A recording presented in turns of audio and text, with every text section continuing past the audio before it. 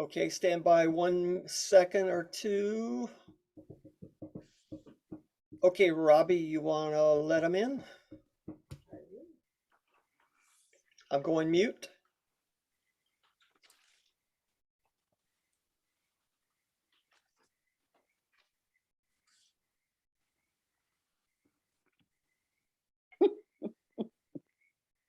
Okay, we're having a problem here, so just hang on a second.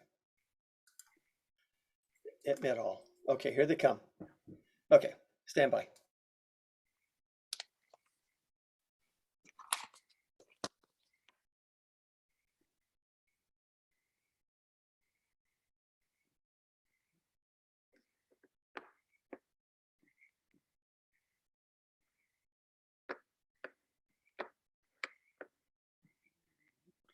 Well, welcome everybody to the 24th and final session of our Fly by the Seat of Our Pants Bird Festival. I don't know if you were counting, but I think there's at least 24 of these programs, and they've all been recorded and will be up available on the website. Most of them are already available, and except today's, of course. We'll get those, we'll do those through the middle of the night and try to have them up tomorrow. So we are so happy to have you join us. And tonight, our final speaker is our local.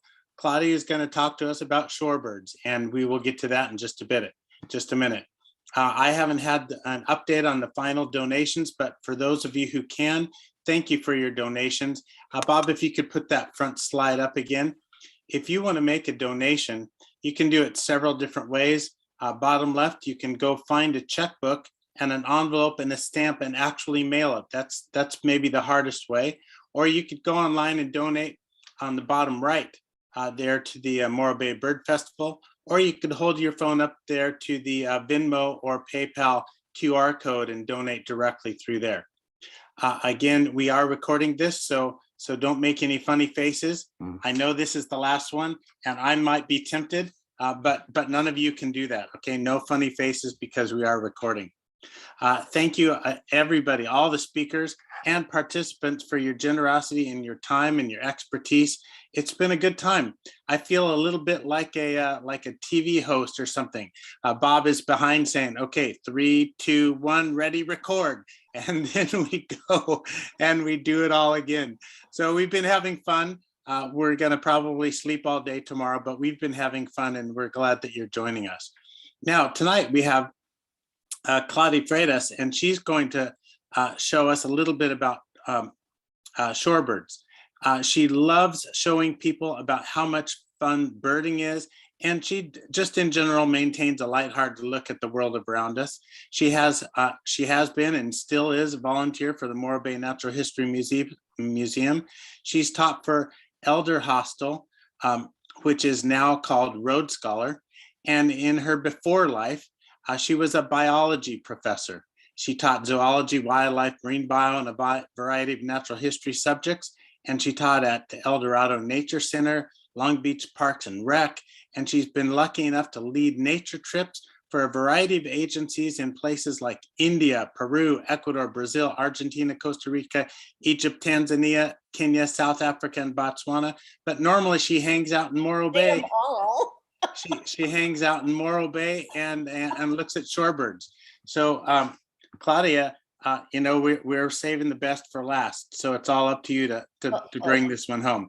Talk to us about shorebirds, and I'm gonna punch out here and leave it to you. Okay. So we're going to talk about shorebirds. And there's 214 different species of I can't talk, sorry, shorebirds. And we're not going to do all of them. We're going to do the ones that are local to my area, which is near Morro Bay. One of the things I wanted to share with you is the fact that, oops, something's going on here. Sorry. When I really push for people to use their field guides. I know you all have oops, I disappeared.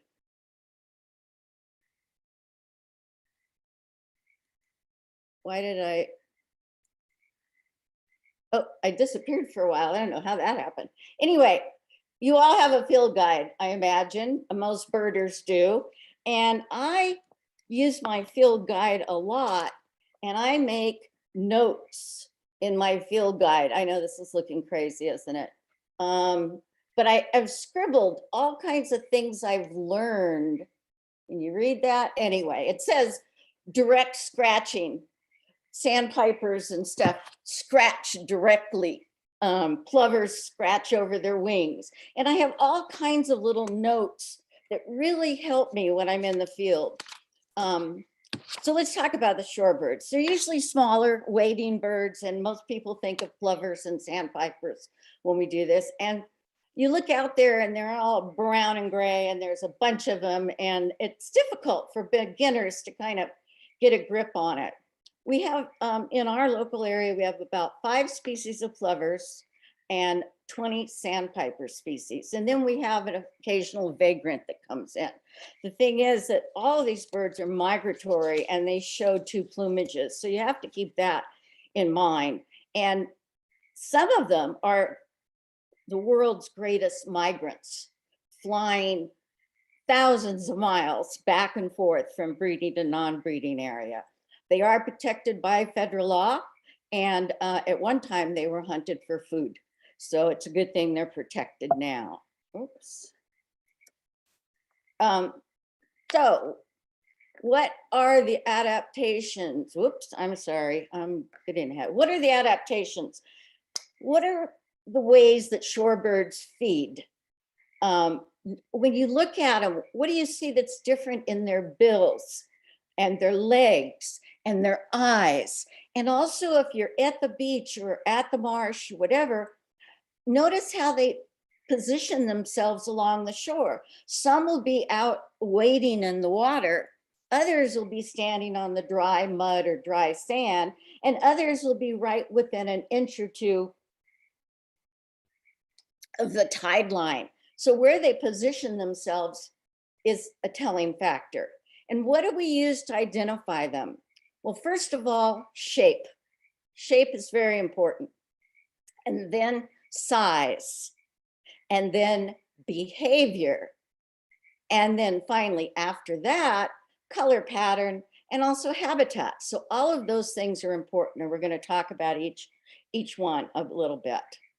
So it can be intimidating, I know, when you see a bunch of shorebirds in an area, and this is a small group here, but the thing that you need to do is pick one bird to look at.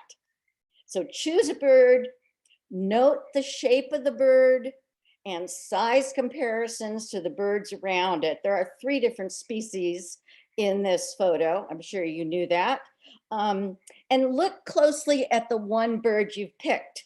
And I like to say, start at the end of the bill, go up over the top of the head, go to the back. Oh, here's one that's complete.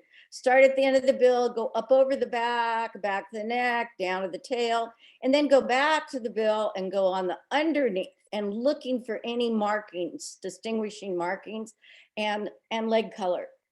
So those are important things. Most important is look at the proportions, because you can't always judge size in the field. You look out there and is that a 7-inch bird or is that an 8.5-inch bird? You know, it's very difficult in the field to tell that. So what we look at are proportions. And some of the important proportions that are really important is the length of the bill to the length of the head. Does it have a long bill? Does it have a short bill, shorter than the head? Is the bill 3 times the head length? What is it? What's the proportion? And then we want to look at the neck length to the body depth. Does it have a short neck? Does it have a long neck? Comparison to its body depth. And then we're going to look at the body depth in comparison to the length of the legs. So are the legs short? Are the legs long? What are they? So it's all a matter of proportions to start telling them apart. It's very important. Birders often talk about GIS, general impression, size, and shape. And you've probably heard that all before, but it is true. there is that feeling of just, oh yeah, that's a hawk. Oh yeah, that's a hummingbird. Oh yeah, that's a large showy shorebird.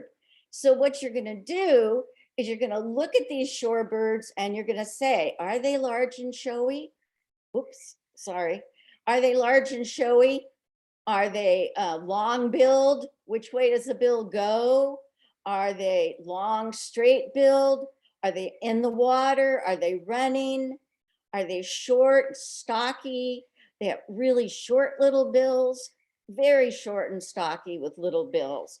All of those things are important. Is it bobbing its tail? Is it running back and forth? What's it doing? So first of all, large and showy, those are easy. These are the ones that most people recognize right off. No others look like that. And as Roger Torrey Peterson said, field marks are the trademarks of nature. So you get a bird like the black-necked stilt. You get a bird like the black oyster catcher and the American avocet. Beautiful, beautiful patterns, colorful. If it's not large and showy, then it's probably a plover or a sandpiper. And the big difference between the two, geez, I'm so sorry. The big difference between the two is the body shape. The body shape, I'm gonna see if I can do this. The body shape on a plover is short and round, and the bill is usually shorter than the head depth. On a sandpiper, the body's maybe not quite so compact, but more importantly, the bill is longer than the head length usually.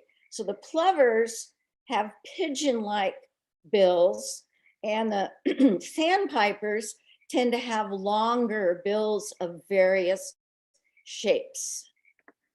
Sanderlings run, spotted sandpipers bob their tails up and down.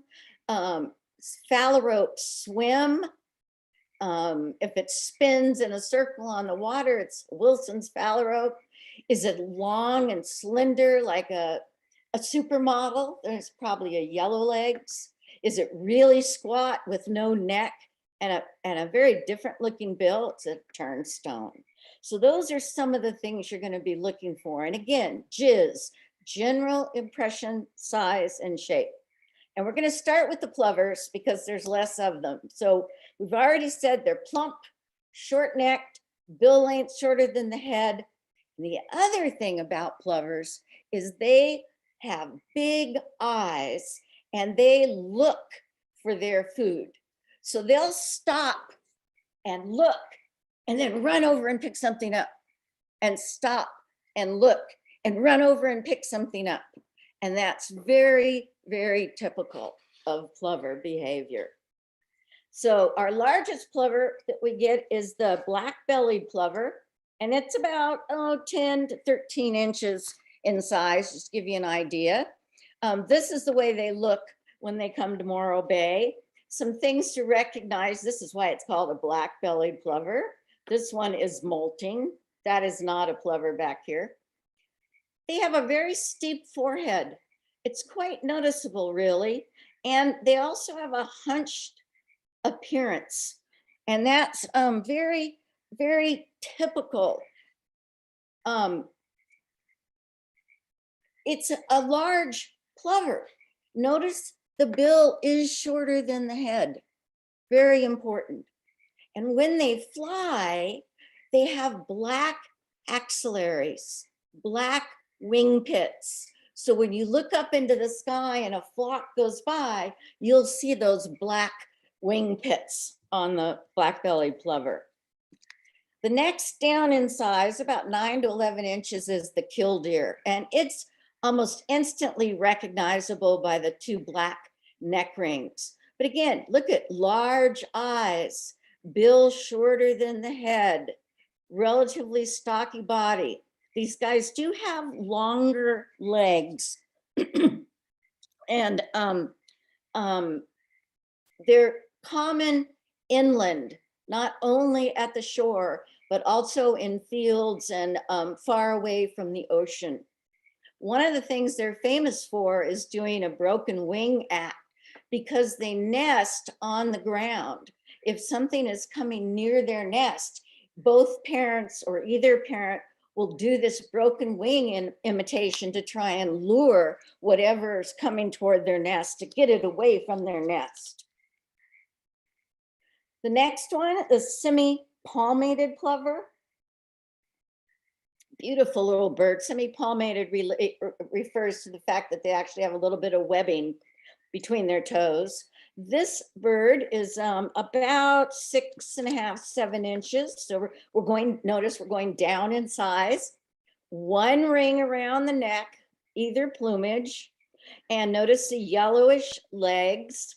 Again, big eye, short bill, typical plover look, and a forehead. These are the color of wet sand, and that gives them what we call counter shading. A predator going up over the bird would look down and see this color back, which blends into the shore. And that really helps them a lot because they are small birds.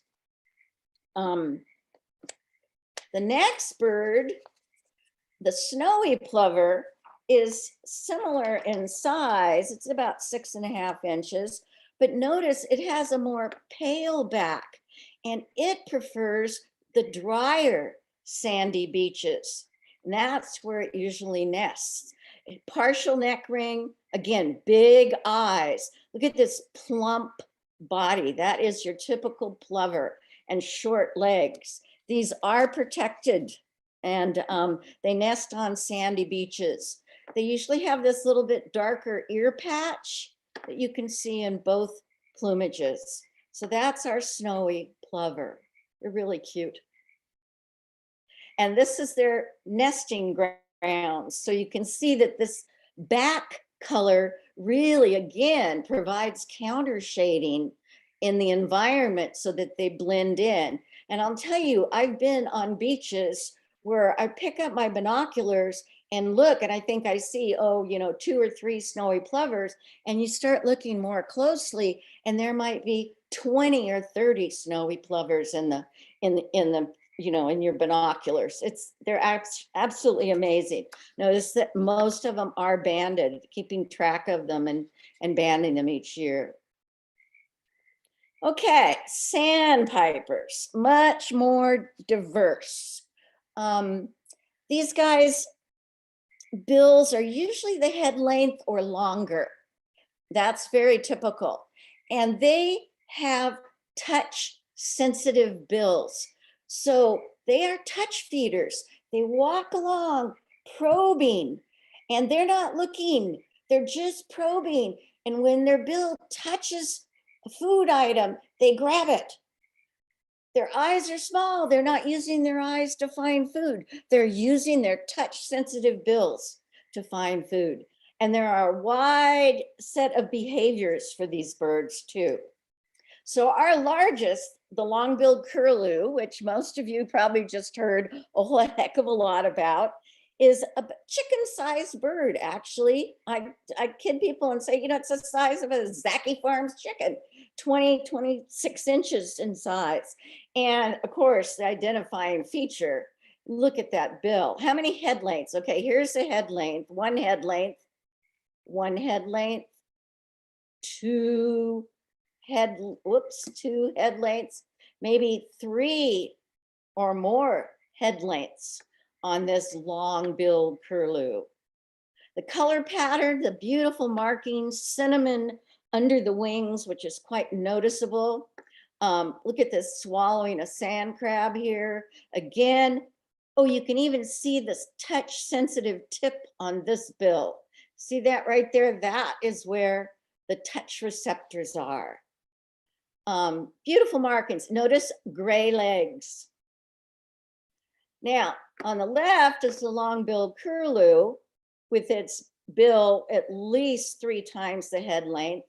On the right is a whimbrel, and the whimbrel is smaller than the curlew. It's about, 15 to 19 inches. But the main characteristic, look, here's the length of the head, and here's one head length, maybe at most 2 head lengths on the curlew. So there's a big difference in the length of the bill. Plus, as you can see, the curlew has noticeable head stripes. The curlews are also browner. And again, let's look at the length of the head. And here's 1 head length, 2 head lengths for the bill. And they're not as common locally as the long-billed curlews are. Skipping, I'm sorry, more pictures. I wanted to show you the head stripes better. You can really see the head stripes on all these birds, and you can see the brown backs on these whimbrels. The next bird is the marbled godwit, and it's bigger than a whimbrel. It's smaller than a long-billed curlew. It's about 16 to 20 inches. And notice the color patterns, buffy brown and again, some cinnamon. But probably what stands out most is this bill. And the bill is 2-colored, pinky orange at the base and black at the tip. And notice head depth, and the bill is at least 2 times the head length. I wanted to point this picture out. This guy did not hurt his bill. They have the ability to open the end of their bill to grab food. When they stick their bill down as they're probing, if they catch something, they can open the tip and grab it like a little pair of pinchers. And notice these have black legs. But again, bill length, at least 2 times the head length. Beautiful, beautiful birds. Going down in size, again, is the willet at about 14 to 17 inches in size. Very plain bird.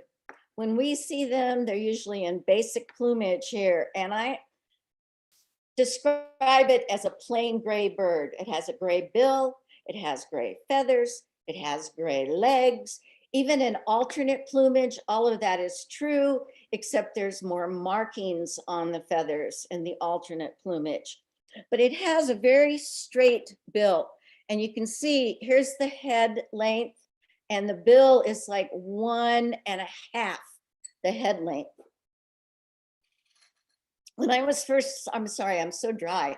When I was first learning these birds, I would see a bird and I'd think it was a willet, and I shouldn't tell you this, but I would throw a rock, not at it, but toward it, because if you can make a willet fly, it shows you the beautiful black and white W on the wings, as I said, and it's W for willet. And they usually squawk at you too. They're very noisy, squawky birds when they take off, but those black and white wings are quite noticeable. I'm sure you've all seen these. Okay, this is the supermodel of the shorebirds, or what I like to call a supermodel of the shorebirds. These are the yellow legs, and they have yellow legs. They're the long, slender supermodel.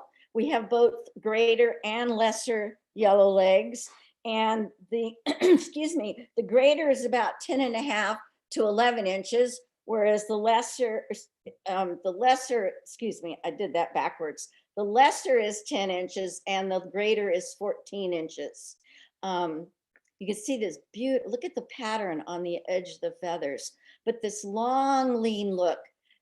Yellow legs tend to be solitary, out there, one bird walking around by itself, one of each species maybe, but they are very tall. They have a long neck, longer than many of the sandpipers. And that's what I think gives them that supermodel appearance. Going down in size, well, more like the lesser yellow legs, these are dowitchers.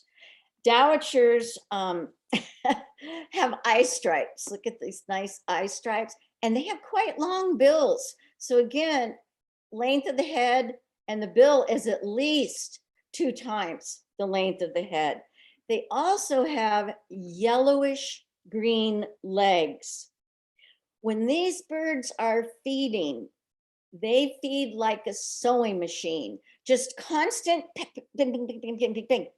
And there's a saying that says dowitchers are down stitchers, because that's the way they feed.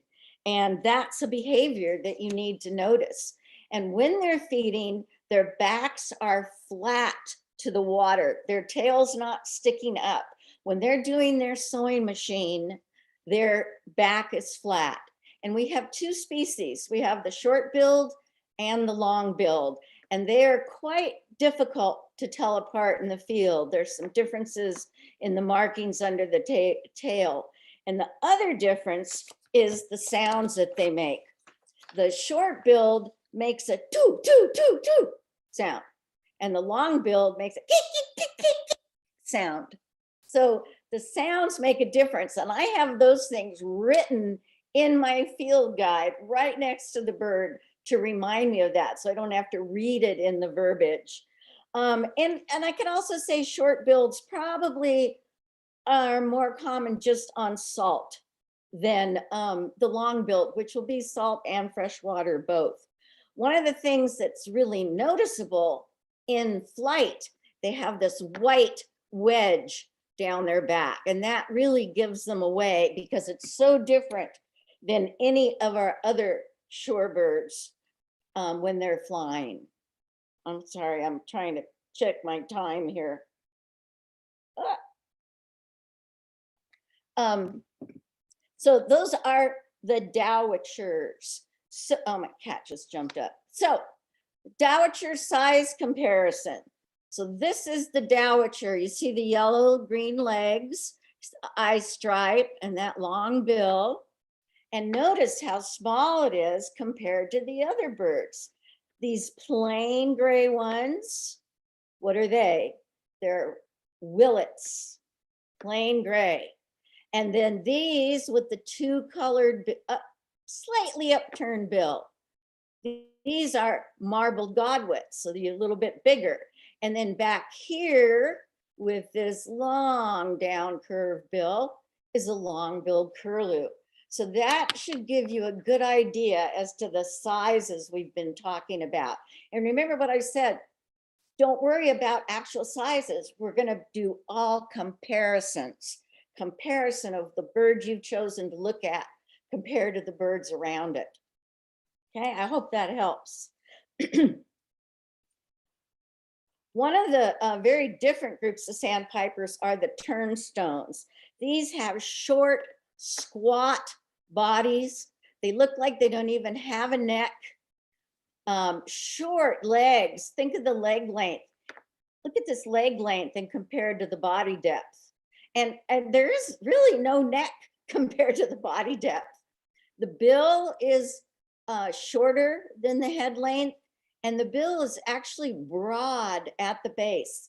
These birds have very strong neck muscles, and they actually use this wide base bill to turn over stones.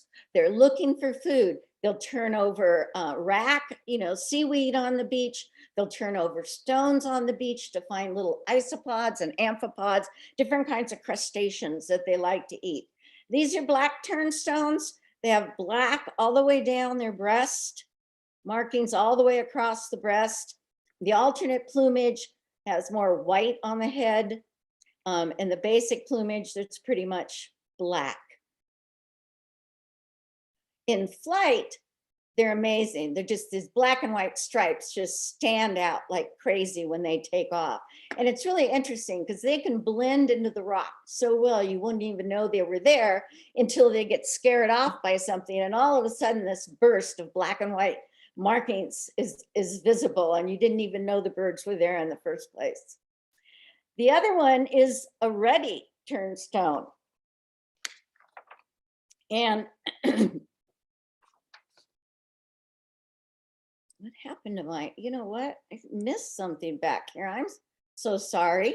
Here's my ruddy turnstone. So they're different. Ruddy means rusty red. They get it from the name from this back color and alternate plumage. Notice the legs on the ruddy turnstone are bright orangey bright, bright, bright orangey. And then they have black scalloping on the chest and a white belly. Again, like I was saying, they turn stones over, they get into the seaweed and things on the beach and look for mostly crustaceans to eat. And then here's the black turnstone again. And here's the black turnstone in flight. And then you can tell the difference here. The reddy with its rusty feathers and the black, mostly all black. So now we have one of those large showy shorebirds, the black oyster catcher. And who's this guy? A black turnstone. Notice the black all the way down here, light orangish legs, black pretty much all over. And that gives you a size comparison too. The turnstones in size are about 8 to 10 inches, so much smaller than the black oyster catcher. And here's the black turnstone. You can imagine if you were a ways away, how this bird would blend in to all this algae washed up on the beach. This is a willet, plain gray, plain. And this is a dowitcher. Look at the eye stripe. And here's that yellowish, very long bill. And this dowitcher with the eye stripe and the yellowish bill. And in this picture, you can see the yellow legs of the dowitcher. So there's a nice, oh, and here's another black turnstone back here. So they really do blend in well. A relative is the surf bird. And this again has that same sort of stocky look to it. And when it's just standing, it looks like it doesn't have a neck. In both the alternate plumage and the basic plumage, notice the bird is spotted all the way down to its belly. Okay, all the way down to its belly. It has yellow legs and the bottom bill here is yellow. So those are things to look for when you identify a surf bird. In flight, they have white wing bars. You see these white stripes on the wings, very noticeable. And they have white on the sides of the tail with a black tail tip. So that's our surf birds in flight. Next one on our list, about 8 to 9 inches in size. So we're going smaller, a little bit smaller, is the dunlin. And the dunlins in basic plumage are rather plain, markings down to the breast, dark bill, and notice the bill droops. If I were to draw a straight line here, you would see that the bill drops out below the straight line. And you can see it in this bird too. So you can be looking at a flock of mixed shorebirds and all of a sudden notice one with a drooped bill and say, oh my goodness, that's a dunlin. They look beautiful, striking when they're in breeding plumage with this black belly, beautiful rust markings. But most of the time, this is what you're gonna see. And the dunlin always looks to have a humpback. They have a hunched posture. And that's very telling. That and the down curve just at the end, drooped bill, is very, very telling of a dunlin.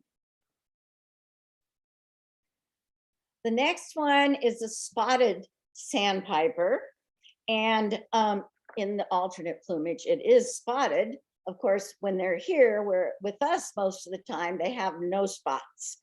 But this is about 7.5 inches. So it's a little shorter than what we've been looking at. Usually solitary, usually one bird at a time.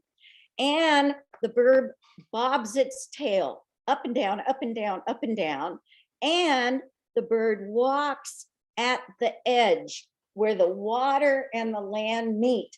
That's where you'll find the bird usually. They will be in freshwater streams also. You can be inland, 50 miles and find a spotted sandpiper bobbing along the side of a lake or a stream. One of the other noticeable things is they have this white that goes up the shoulder, like a white shoulder wedge. And that's pretty noticeable, at least in basic plumage. This is the way they often look when they get here. It's hard to see the wedge on the shoulder in this picture, but you can see this sort of eye stripe. And you know what? The bill length is about the head length. I should have mentioned that before. The bill length is about the head length. And there's a hint of striping here around the eye, but not really. So the other thing that's noticeable is if you scare up a spotted sandpiper, they fly with really stiff wings. I mean, their wings are just like that, barely going up and down at all. Very, very stiff, not like any of the other shorebirds at all. So that's a tell also. Going down in size again to 7 to 8 inches, this is the sanderlings, and they're called sanderlings because they like sandy beaches. And sanderlings are well known to most people because these are the birds that act like they don't want to get their feet wet and run up and down the beach very quickly, staying right at the edge of the waves. But you can see sometimes they get their feet wet. Color-wise, they are clear white breast, really clear white, very crisp colors, and it's more of a gray color. Again, helps blend into the sand better. The other interesting thing about sanderlings is they only have 3 toes. They are missing that 4th toe. When you see them in a group, and I'll show you another picture in a minute, but one of the things that's usually noticeable is right here at the shoulder is a black mark, and that is on their wings. And when they fold their wings up, the underside right there is black. So you can barely make it out on this bird. I guess I see it because I know it's there. But these are beautiful little birds. And I know you've all seen scenes like this with the birds running up and down the beach, but black and white, crisp pattern, little black legs, 3 toes, and you can see the black shoulder marks on most of these birds. Here's another one. So that's our sanderling.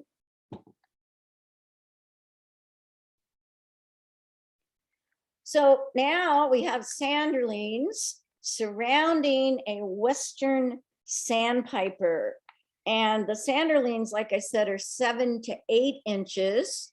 And the western sandpiper is 6 to 7 inches. Notice the darker face. Notice the mixing of colors on the back.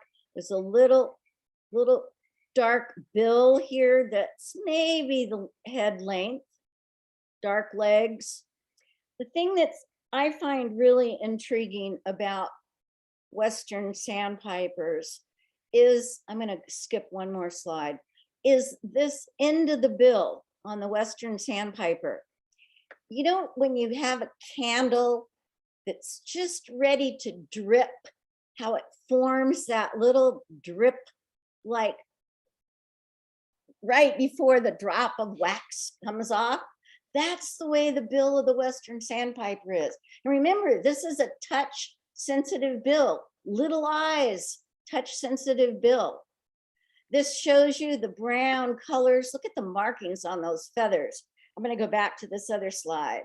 So these are sanderlings again, and this is the western sandpiper. And even in this picture, look at the tip of the bill. Can you see it shining, that little drip tip on the bill of the western sandpiper?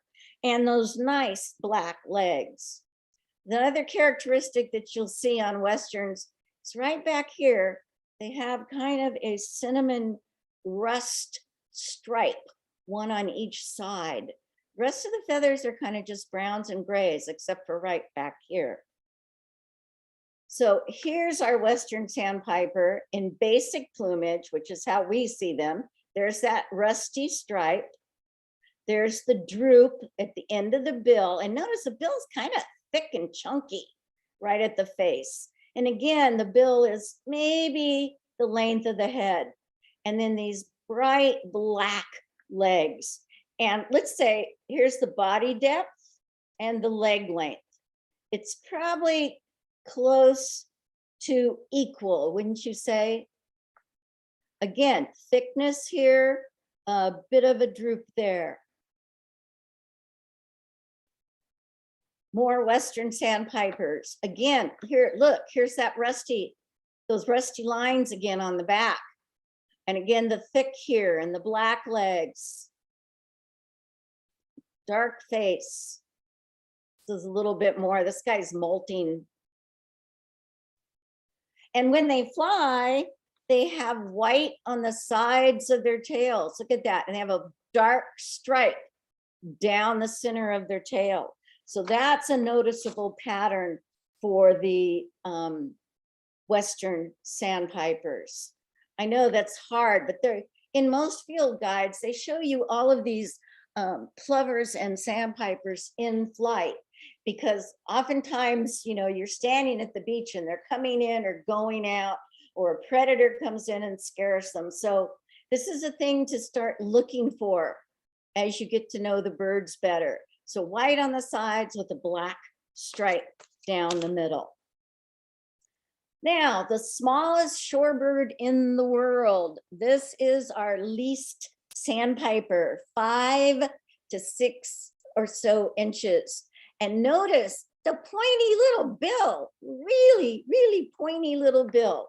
Again, short, stocky bird, little eyes, typical of a sandpiper. They don't use their eyes to find food normally, they use their bill. And least sandpipers have yellow legs. That is really, really important to know. And they have a wash of brown across their breast, a wash of brown. So here, yellow legs, little pointy bill, yellow legs, little pointy bill. And notice the wash of brown on the chest.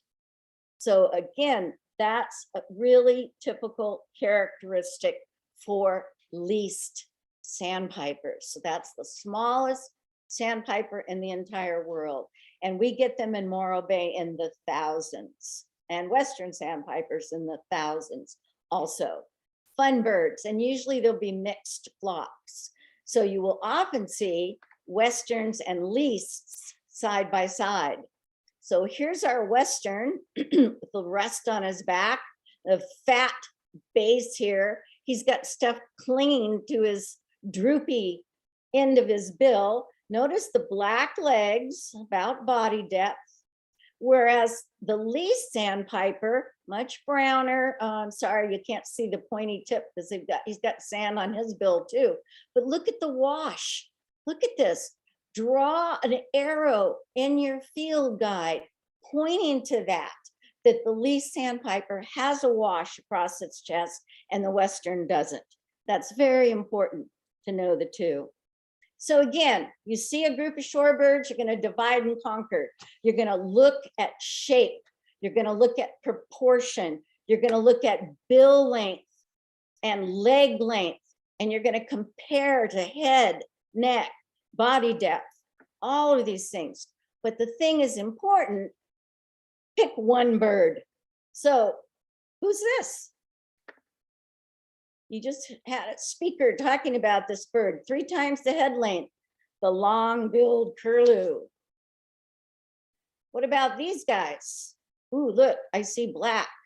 I see markings. Well, this actually is a Western sandpiper, but you don't see the rust on him. And this is a sanderling. Notice it's bigger. How about this one? Look at that bill, slightly upturned. If I drew a straight line, you could see that. So upturned, pink at the base, black at the tip, marbled godwit, very common shorebird. And then we got a group here. So these guys, gray and white, shoulder marks. So and black legs, gray and white, black, crisp colors are sanderlings. How about this guy? See what I mean about that bill? This bill drops down at the end. And this is a dunlin. And this is the way you'll see them. You'll see a flock of shorebirds, and there might be one dunlin out there in most cases. How about these guys?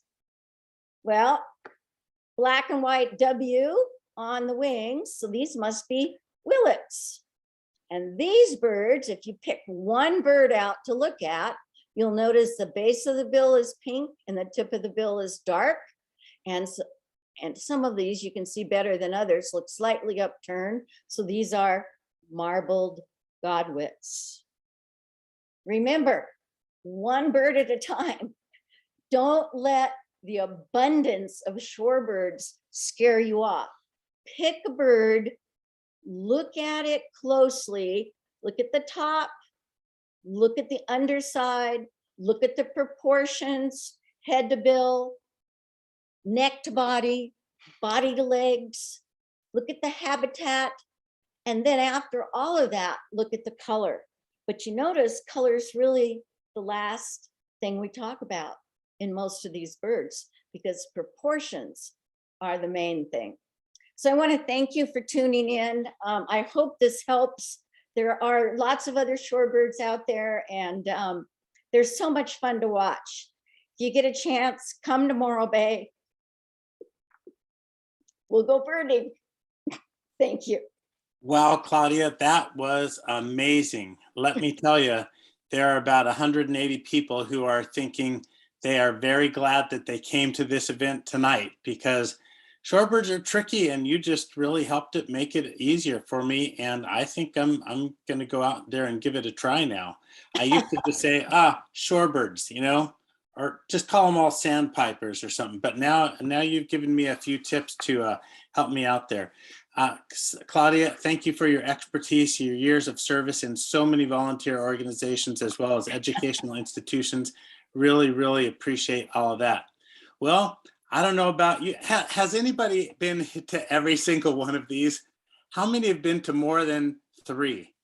Raise your hand. Go ahead and raise your hand. How many have been to more than 5? Raise your hand. How many have been to more than 10? How many have been to all 24? Oh my gosh, we got hands all over the place. That is incredible. Go ahead and put your hands down because we want to see your faces. Turn your screen on. We want to see your faces. How many of you have learned something new? Did you enjoy it? Just wave your hands. Wave your hands. Did you enjoy it and learn something new? Oh my gosh, I did. I thought it was fantastic. And if you have, really enjoyed it and would like to do that in person, consider giving a donation. That would be really awesome. We would appreciate it because we want to do this again in person next year. Again, we've got 151 people here right now. Look at all these faces. Go to gallery view and scroll through some of those faces. Wave to your friends. Do you see somebody? Do you see somebody you recommend and you recognize? Okay, so I'm gonna, let's see. I have Anne Marie says, thank you so much for all of these. E says, great festival. Thank you for the East Coast or from the East Coast. Type in a message. I'll read it real quick. If you got some message, you know, this is our big goodbye. Type in a little hello or hi from wherever you're at, and I'll do a quick little reading. And make those either to everyone or directly to me, Chris Cameron, and then we'll read them. Again, bravo, says Jan Loomis. Thank you so much. Alice Smith says amazing. Sent a note to a magazine editor for something and then she went away. Let's see. Thanks from Arizona. Ventura says wonderful job. Florida says great opportunity. Somebody just said a great session on shorebirds. Somebody else says Morro Bay Bird Festival rocks, which is, it does.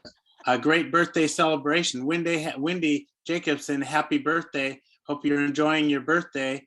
Yeah, and you know what? Go eat some cake.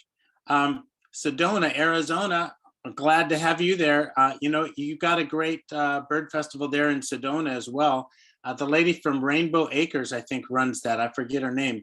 Hi from Scotts Valley. Thank you so much, says Trisha. Lori from San Diego says hi. Somebody from Portland says hi. Ann says wonderful festival. Pat says thank you so much. Dawn says that was beyond awesome. Thank you, appreciate it. Thank you from Santa Barbara. Thank you those who flew by the seat of your pants. Yep, that's us. So we were flying by the seat of our pants the whole time. Somebody says all the talks have been incredible. Thanks, Claudia. Learned a lot. 15 years of pure pleasure, says Alice Smith. I come back again, make it 16. Let's see, somebody, Laird says, thank you so much. Another hello from Santa Barbara. Somebody from Newport Beach says, hey, petition to protect shorebirds at Newport Beach. Go ahead and send that to everyone. That's change.org for shorebirds education. Let's see, thank you. My teenager loved the festival and the rest of us learned a lot too. Hope to come to Morro Bay sometime soon. Mariah, we want to see you and your teenager again. Linda says thanks. And somebody from Canada, Linda, a snowbird from Canada, says thank you. Bob and Karen from Cambria. I don't know, I can't see your face, but Bob and Karen, I spend a lot of time in Cambria. Nicholas says it allows us to only send to you. Yeah, just send them to me. I'll read them off. Somebody from Utah, that's S. Robert. Hey, I'm glad you came from Utah. Utah is a great place. They've got some good bird festivals out there too. Let's see, Alice says this offers a chance to get everyone involved in the advantage of learning, loving birds, which has been amazing. Remind everybody to make a donation. Yes, here it is. Make a donation. You can do it several different ways. Hey, by the way, if you like online bird festivals, there's a lady named Christy that does For the Love of Birds bird festivals, like $12 for a whole session. You can sign up for that one too. Roy says, congratulations for pulling it off. Yep, we did pull it off. And now we're going to go sleep for like 3 days straight. Especially Bob Ravel, who's been behind the scenes making all of this happen. It's really been fun. Well, I think, time's about up. I think I'm going to go have some dinner and go to sleep. I enjoyed seeing all of you, and it was great to have you here. Want to see you all in person next year. If you can make a donation, that'd be so awesome. We need to pay some bills from the short quit, and then save up some money to get something happen next time. Natalie says, I spend a lot of time in Idaho and Montana and especially enjoyed learning about the long-billed curlew. So did I. Yeah, let's talk to those hunters back there in Idaho and say, make sure you're shooting the right stuff. And all hunters need to be shooting with no lead to keep those condors safe. And again, we're gonna leave, but thank you for coming. It was a blast. We love doing it, and we don't want to do this kind again. We want to be in person again. And Bonnie, yes, if you want to email me questions, go ahead. Cameron.cs@gmail.com. I think that's it. My mind is spinning. Cameron.cs@gmail.com is me. Feel free to send me a note. Send any notes you want to Morro Bay Bird Festival, and we'll do our best to make it happen. All right. I'm going to wave goodbye and go get something to eat. Go take a little nap. We'll see you again next year, everybody. Bye-bye. Recordings will be on the website tomorrow. That's right. All right. Okay, tell your friends. Thank you. Bye-bye, everybody.